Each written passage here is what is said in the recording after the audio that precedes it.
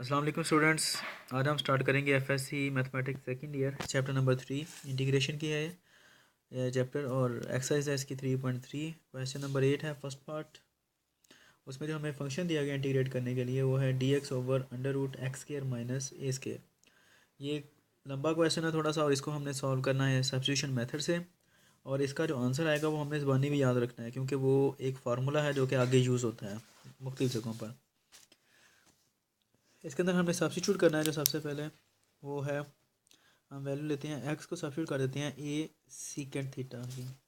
अब यहाँ पर ये क्वेश्चन पैदा होता है कि हमने यहाँ पर ए सीकेंड थीटा ही क्यों रखा है, कोई और चीज़ क्यों नहीं रखी हमने। तो उसकी वजह हमारे पास जो है वो ये फार्मूला है कि tan square theta is equal to secant square theta minus one है हमारे पास।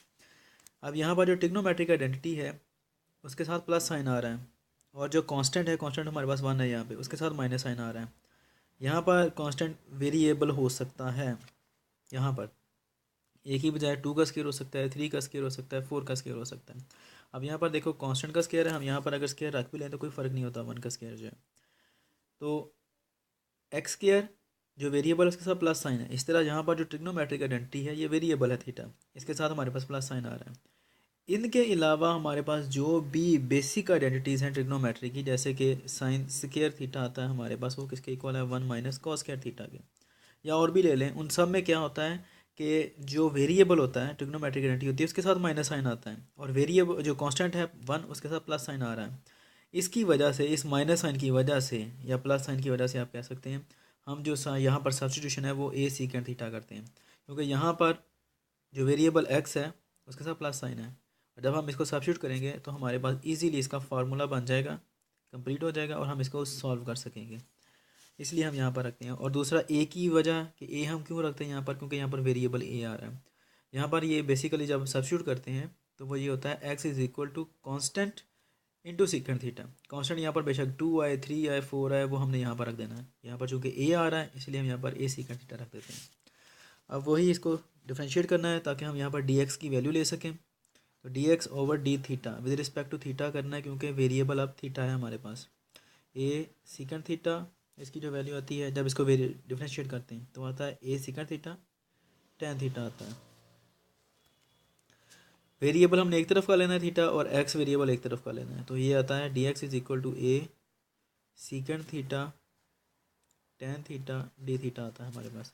अब एक्स की और डी एक्स की वैल्यू हमने जो हमारा गिवन फंक्शन है उसके अंदर हमने सब्स्टिट्यूट कर देनी है, तो आती है I is equal to integral, ये डी एक्स की वैल्यू क्या आती है हमारे पास, वो है a secant theta tan theta d theta whole divided by, अब अंडर रूट क्या आता है हमारे पास x square minus a square.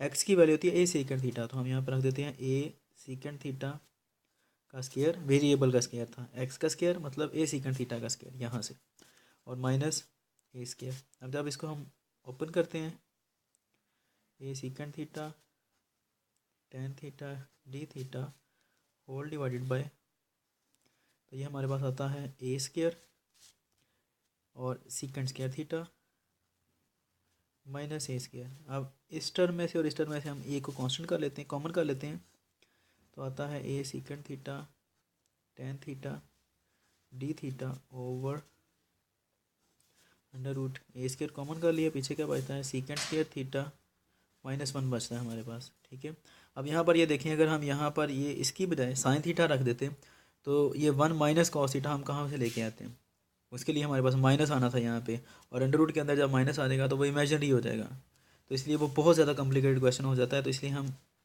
चूँकि हमने क्वेश्चन को सॉल्व करना है, कॉम्प्लिकेटेड नहीं करना है, इसलिए फिर हम उसका सही सोल्यूशन करने की कोशिश करते हैं। अब यहाँ पर हमारे पास a square secant square theta minus one किसके इक्वल आता है हमारे पास, टेन स्केयर थीटा के इक्वल आता है, तो हम ये रख देते हैं टेन स्केयर थीटा। अब यहाँ से स्केयर अंडर रूट के साथ कैंसिल हो जाएगा दोनों का, तो नेक्स्ट हमारे पास जो वैल्यू आती है वो है I is equal to integral a secant theta tan theta d theta whole divided by a tan theta. अब यहाँ से ए के साथ ए कैंसिल आउट हो गया, टेन थीटा के साथ टेन थीटा कैंसिल आउट हो गया, तो वैल्यू हमारे पास आती है I is equal to secant theta into d theta की वैल्यू आती है हमारे पास। अब इसका हमारे पास डायरेक्ट फार्मूला मौजूद है, अगर आप बुक के अंदर चेक करें 3.2 एक्सरसाइज की जो थ्योरी है उसके अंदर पीछे सारे दिए हुए हैं फार्मूलाज। तो आता है natural log secant theta plus tan theta और साथ में अगर कॉन्स्टेंट ऑफ इंटीग्रेशन C1 लेते हैं। C1 लेने की वजह वो पॉइंट पे समझ आएगी कि हमारे पास एक नया दोबारा फिर कांस्टेंट आता है, तो उसको इसको सॉल्व करके हम फिर C लेंगे सिर्फ। तो I इज़ इक्वल टू क्या आता है हमारे पास। अब प्रॉब्लम है यहाँ पर वो ये कि हम इसको दोबारा हमने लेके जाना है x वेरिएबल के अंदर, ये थीटा वेरिएबल आ रहा है, तो उसके लिए हमारे पास जो सब्स्टिट्यूशन हमने किया है वो सीकेंट थीटा की है, ठीक है, जबकि आंसर में हमारे पास टेन थीटा भी आ रहा है। तो इसलिए हम क्या करते हैं, हम इसको सॉल्व करेंगे। यहाँ पर पहले हम इसको सीकेंट थीटा की फॉर्म में लेके जाएंगे सारे क्वेश्चन को।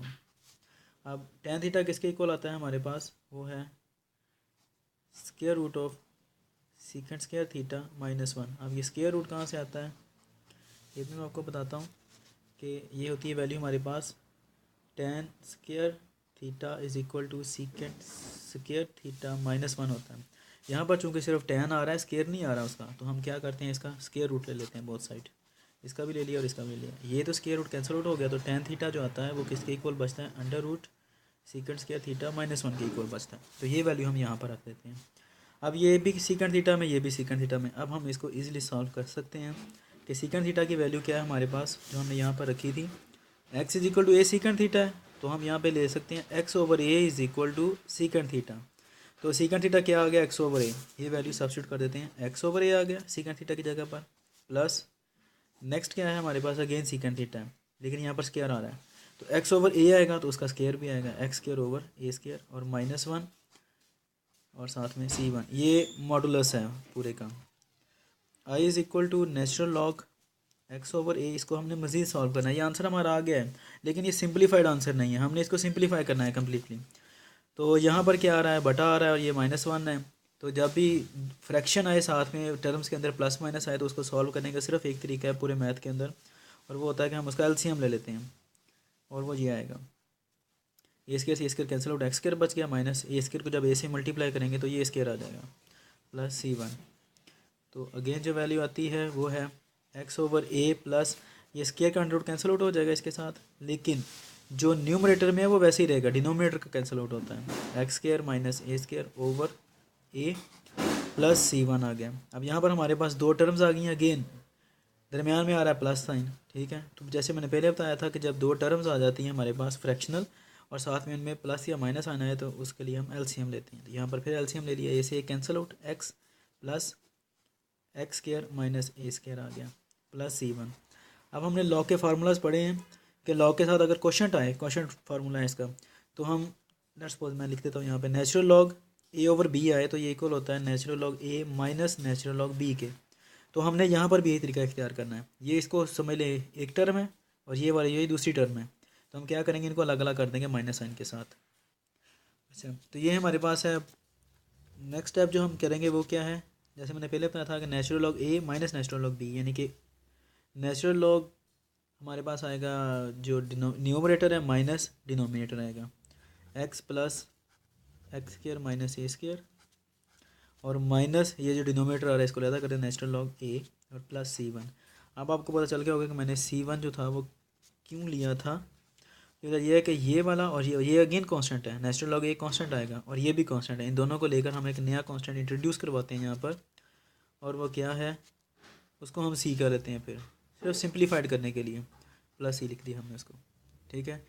तो ये जो हमारे पास आंसर आया है ये बेसिकली हमारे पास जो क्वेश्चन था उसका सोल्यूशन आया है, और ये मैं आपको बता दूं कि ये हमारा एक फार्मूला भी है बाकायदा तौर पर, हम इसको यूज़ करते हैं जब नेक्स्ट हम हायर इंटीग्रेशन करते हैं हर लेवल की, तो उसमें ये फार्मूला यूज़ होता है। तो इसलिए आपने इसको ज़बानी भी याद रखना है ताकि नेक्स्ट अगर आपको ज़रूरत पड़े तो आपको आता हो। ये उम्मीद है आपको समझ आ गया होगा।